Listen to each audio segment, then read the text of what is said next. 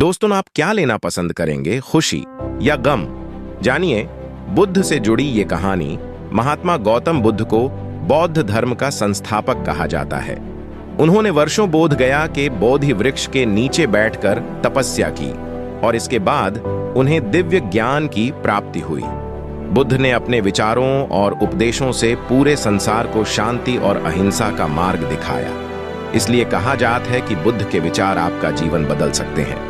बुद्ध की आज की अमृत वाणी में आपको बताएंगे गौतम बुद्ध से जुड़ी एक ऐसी कहानी के बारे में जिससे आपके जीवन में खुशियां ही खुशियां रहेंगी, क्योंकि बुद्ध का मानना है कि यह पूरी तरह से आप पर ही निर्भर करता है कि आप खुशी या गम क्या लेना पसंद करते हैं। एक बार बुद्ध एक गांव से गुजर रहे, लेकिन इसके बावजूद भी बुद्ध गांव वालों की बात शांति से और मुस्कुराकर चुपचाप सुनते रहे। गांव वालों ने देखा कि उनकी बातों का बुद्ध पर कोई असर नहीं हो रहा है और वे विनम्रता से उनकी बातें सुन रहे हैं। गांव वाले जब बोलते बोलते थक गए तो आखिर में बुद्ध ने कहा कि यदि आप सभी की बातें समाप्त हो गई हो तो मैं अब प्रस्थान करूं।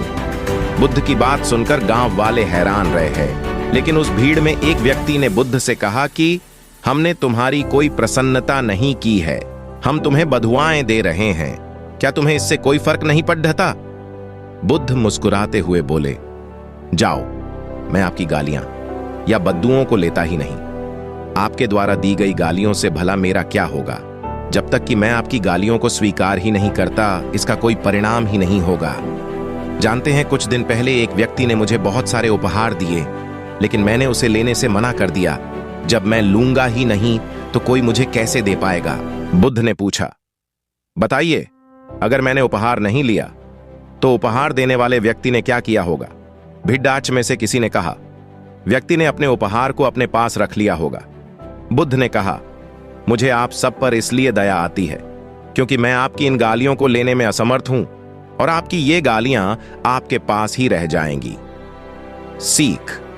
भगवान गौतम बुद्ध के जीवन से जुड़ी इस कहानी से यह सीख मिलती है कि हम अक्सर अपने दुखों का कारण दूसरों को समझते हैं, लेकिन असल में यह हम पर ही निर्भर करता है कि हम वास्तव में क्या लेना चाहते हैं, खुशी या गम, उदासी या मुस्कान।